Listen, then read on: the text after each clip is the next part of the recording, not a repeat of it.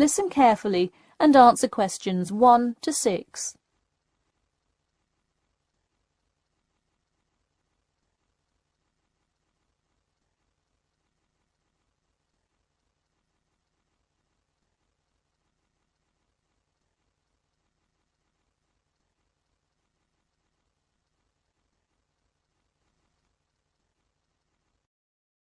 Hello, Elite Travel. This is Emily speaking. How may I assist you today? Hi, I have a group visit to plan, and I wonder whether you could help me decide on which hotel to book. I would be happy to help. If everyone is booking hotel rooms independently, an easy way to do it is online booking. The Star Hotel offers online bookings at no additional charge. It sounds fine. Yeah, and you can even book the gorgeous sea view rooms if you act quickly. I'll consider that. It would be great since we're mostly first-time visitors to the area to get a nice view of the water. Now, are there handicap accessible rooms? Yes, all 3 options have access for the physically disabled. Great. I should also mention that we'll be on a tight schedule, so we won't have much time to go out for meals. Which of these hotels serve food? There is a limited continental breakfast menu at the Star and at the Winchester. For a full restaurant and room service, the Royal Hotel is your best bet. Oh, wonderful. Could you tell me more about the restaurant? Absolutely. In the morning, there is a gourmet buffet or a la carte item, and after 11 a.m. lunch is served in the dining room. Dinners are in a nice, low-key but high-quality setting in the hotel's private dining room, and Fridays feature the house jazz band. How lovely. Is there a group discount? No, sorry, not at the Royal Hotel. Let me check on the others, though. Could I place you on hold for just a second? Sure, thanks. It looks like there is one at the Winchester. 15% off when you book 8 or more rooms. Really? Sold. We'll book at the Winchester. Wait, is it suitable for children, though? We'll have a few little ones in our group, and it would be great to have a way to keep them occupied. Yes, in fact it has a play place that kids just love, with slides and swings and everything.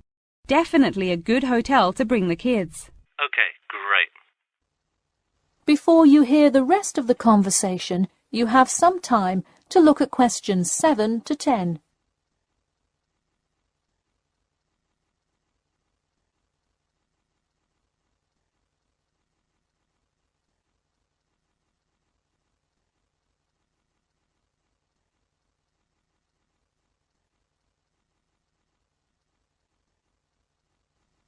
So now I know where we'll be staying.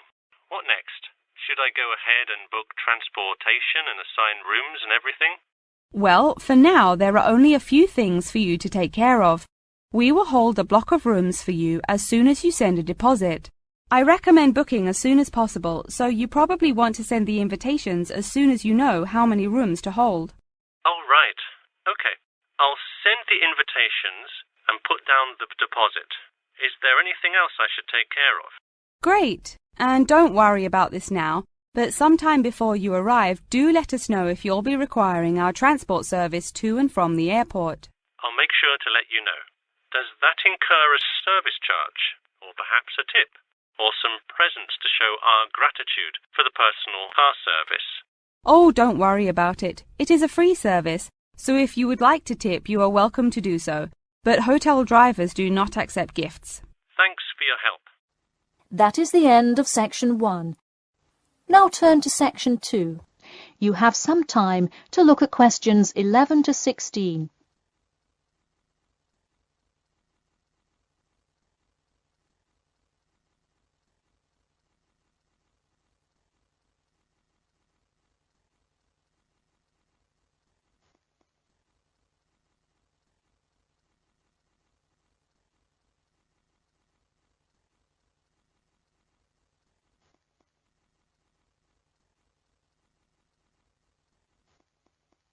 Ladies and gentlemen of Durham, start your engines. That's right, it's that time of year again. Mark your calendars. The pre-opening event kicks off on the 18th, and the exhibition officially opens to the public on Saturday, March the 19th. Be one of the 70,000 people to see everything from big red monster trucks to good old-fashioned classic hot rods. Get your tickets now. Admission is £10 for adults and £5 for children during off-peak times, and £20 for adults and £10 for children, and senior citizens on weekends and for full-day passes. An insider tip: weekends are the exact time when all of the best attractions take place, but to avoid Saturday crowds, join us this Sunday. A new attraction this year will be the addition of a new car category: electricity, namely the electric car class. Watch as the first generation of fully electric cars compete on style, ride, and watch the main entertainment as there's going to be a fabulous show of racing car to see who takes home fastest battery-powered car. Before you hear the rest of the talk, you have some time to look at questions 17 to 20.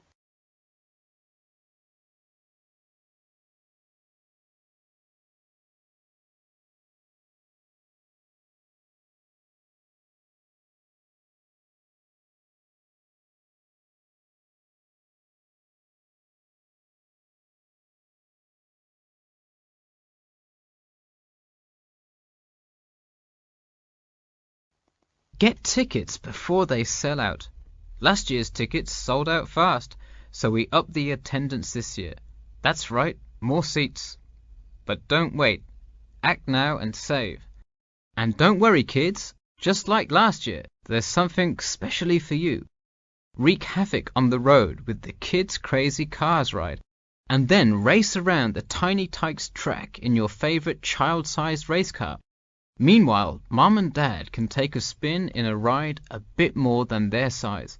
We're rolling out a massive dirt track so you can get behind the wheel and test drive something a little more adventurous. Put the pedal to the metal in a 4x4 SUV as you go over bumps and navigate through twists and turns. You'll want to buckle up. Come for prizes, good prices, and good old-fashioned family fun. We had a lucky draw for a new car last year, but this year our main event is the Monster Truck Rally, where one lucky fan will win a chance to experience the thrill from behind the wheel. That is the end of Section 2. Now turn to Section 3. You have some time to look at questions 21 to 23.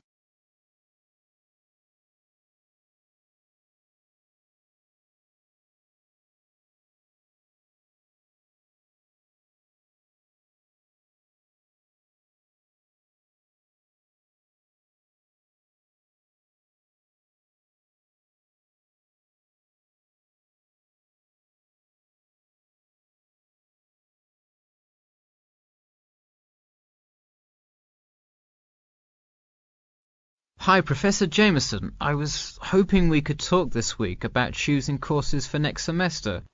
Sure. Well, first things first. Do you know what you will major in? It's important to take courses that are relevant to your career path.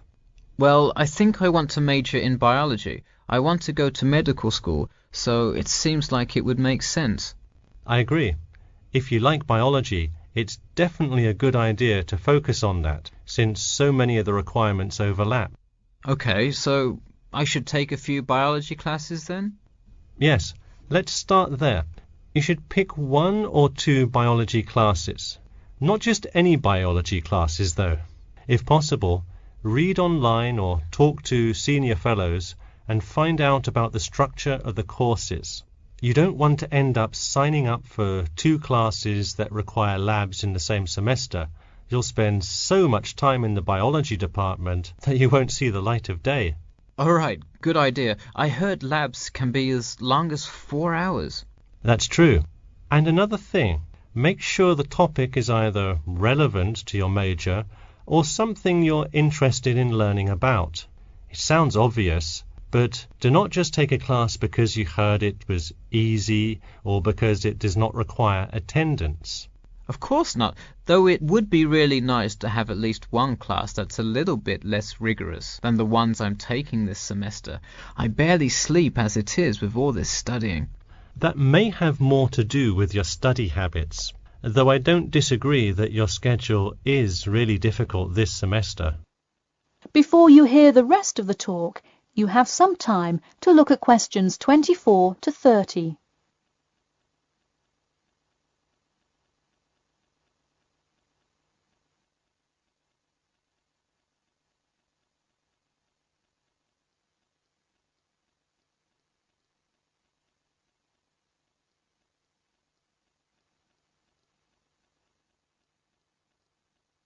So, any idea which biology classes you may decide on for next semester?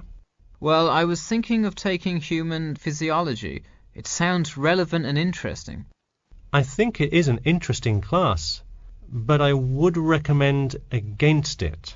You're already in human anatomy, which also covers physiology, so it would be repetitive and probably not the best use of your time.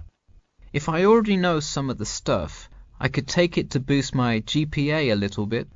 You could maybe do that, except the professor that teaches it is famous for giving out the fewest A's of any professor. Oh wow, never mind. Now, changing subjects. Have you decided yet on your research topic? Well, I actually decided. I don't want to do a research paper. I'm going to do a dissertation instead. I think I will much more enjoy coming up with a thesis and finding all the details to support it. I see. Didn't you already do some of the research, though? What happened to that? Well, I started doing research. Then the more data I collected, the more complicated things got. I realized I would have to take a lot more steps to randomize the sample, and then I realized I would need to control for more factors. I see. What kind of data collection did you do? I interviewed employees at the water treatment facility after Professor Dickinson recommended it. I understand. Well, the research paper could be much more outside work, but it may be worth it if that is what you're interested in. No, I am a lot happier just doing the dissertation. That's fine with me. Just remember, you need to finish your first draft and send it in soon. It's already the middle of February. Oh wow, it is, isn't it? I just have to finish it by the end of March, right? Yep, but don't forget, the date will really sneak up on you. Okay, I'll make sure to set reminders in my calendar. And who do I talk to about registering my dissertation? You should go to the department office and then talk to the secretary. I thought I needed to talk to the department head. Not for registering. If you need help developing your dissertation, that's when you should go to the department head. I see.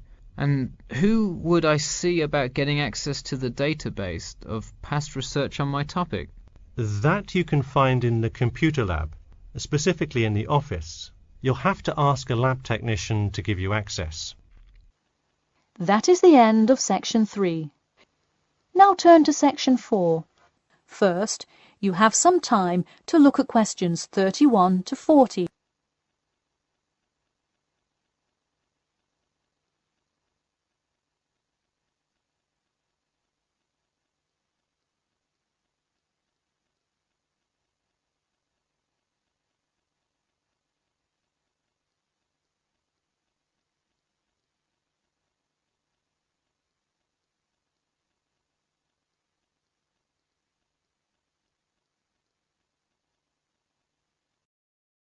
Good morning, everyone.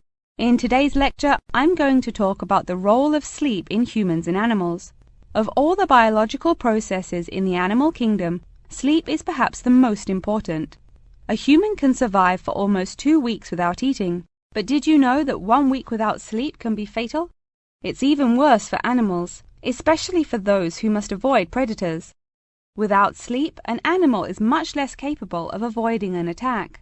This is the case for all animals, whether they are reptiles, mammals, or fish.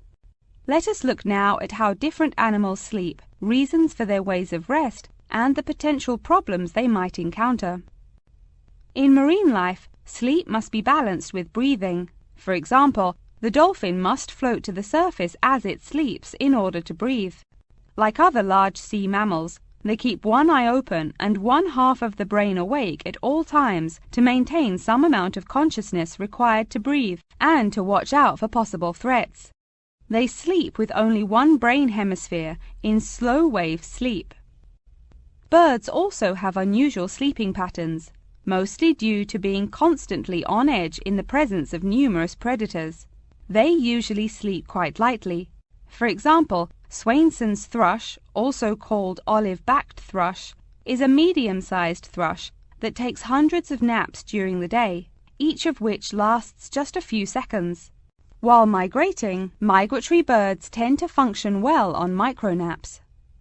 Horses, on the other hand, do most of their sleeping standing up.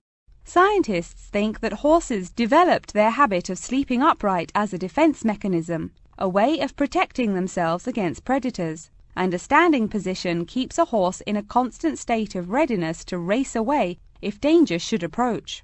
Also, horses do occasionally take short naps lying down. Horses are heavy animals with big muscles, but their bones are surprisingly delicate, so lying in one position for a long time could well injure a horse. Just like humans, animals can also have sleeping problems. Dr. John Hendricks and Adrian Morrison from the School of Veterinary Medicine, University of Pennsylvania in Philadelphia, determined that certain diseases were primarily associated with the sleep states in animals. In their research, they emphasized that because so much in this area still remains unclear, animal models were very important for studies of sleep disorders. The physiology of sleep in animals is similar to that of humans.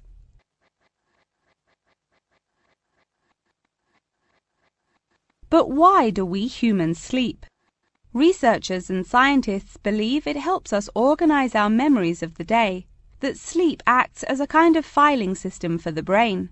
Without it, our thoughts become disorderly and confused, which leads to increased likelihood of accidents and a tendency to say and do bizarre things. Researchers also believe that sleep plays a key role in learning. We sleep so that the brain can integrate new knowledge and form new associations. Because of the similar sleeping pattern to that of humans, rats are often studied in order to increase our knowledge of human physiology. In one study, rats were kept awake for almost 2 weeks and their behavior was observed. Researchers found the sleep-deprived rats could hardly remember anything of what they had been taught that day. For example, one rat had been taught to recognize pictures of various Parisian landmarks in order to receive food. Pressing a button below a picture of the Louvre would result in food being released, and so forth.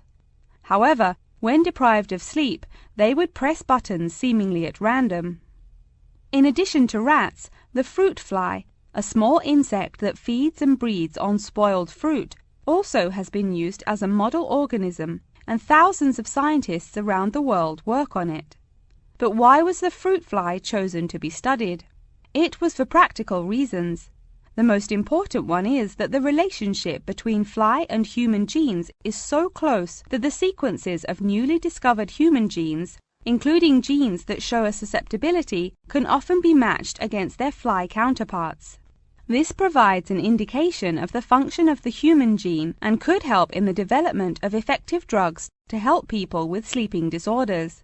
Therefore, many scientists today choose to study the genetic structure of the fruit fly, which could make a particularly important contribution to the understanding of developmental processes in humans. In conclusion, sleep is a necessary part of life, not just for humans, but for the entire animal kingdom. Now, I'd be happy to answer any questions you may have. That is the end of section 4. You now have half a minute to check your answers.